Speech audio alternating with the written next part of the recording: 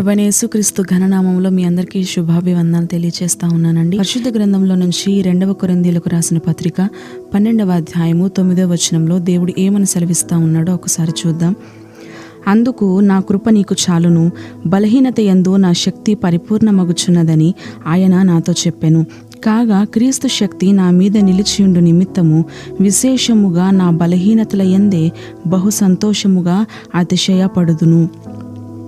పౌలు తన యొక్క శరీరంలో ఉన్న ముళ్ళును గూర్చి దేవుణ్ణి ముమ్మారు వేడుకునేనట్లుగా ఈ పై వచనంలో మనం చదివినట్లయితే మనకి అర్థమవుతూ ఉంటుంది. అయితే ప్రార్థన చేసిన తదుపరి ప్రభువు ఇచ్చిన యొక్క వాక్ ఏంటి అని అంటే, ఇచ్చిన సమాధానం ఏంటి అని మనం చదివినట్లయితే నా కృప నీకు చాలును అని అంటూ ఉన్నాడు. అయితే పౌలు అనుకుంటా ఉన్నాడు, నా యొక్క కృప నీకు చాలు అంటున్నావు కదా ప్రభా, నీ కృప ఉంటే నాకు చాలు.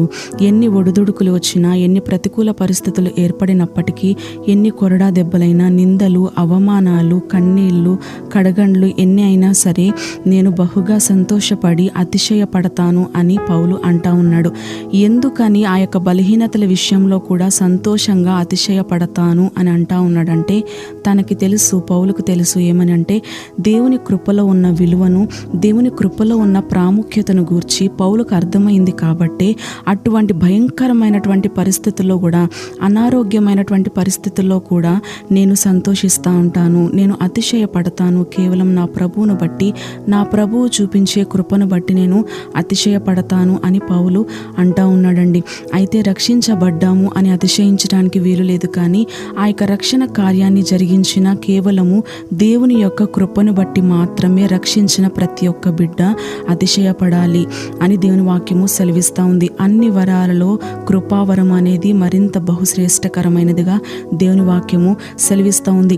ఎంతమంది అయితే ఈ యొక్క షార్ట్ వీడియోని చూస్తూ ఉన్నారో, మేము ప్రార్థన చేస్తూ ఉన్నామండి, మాకు సరైనటువంటి విధముగా సరైనటువంటి జవాబును మేము పొందుకోలేకపోతా ఉన్నాము అని అంటే గనక దేవుని వాక్యం సెలవిస్తూ ఉంది, మన దేవుడు ఆలస్యము చేసే దేవుడే కానీ అలక్ష్యము చేసేటువంటి దేవుడు కాదు.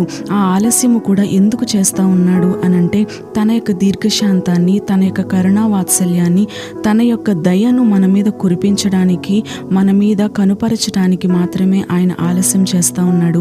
ఆ యొక్క ఆలస్యం వెనకాల ఉంచబడినటువంటి అత్యధికమైనటువంటి ఆశీర్వాదాన్ని పొందుకోవాలంటే మనము ఉంటున్న ఆ యొక్క ఆలస్యములోనే పౌలు వలె దేవుని కృపలో ఉన్న విలువను, దేవుని కృపలో ఉన్న ప్రాముఖ్యతను మనము తెలుసుకుని ముందుకు కొనసాగినట్లయితే దేవుడు ఖచ్చితంగా మన పట్ల దీవెన కార్యములు, ఆశ్చర్య కార్యములు జరిగిస్తాడు.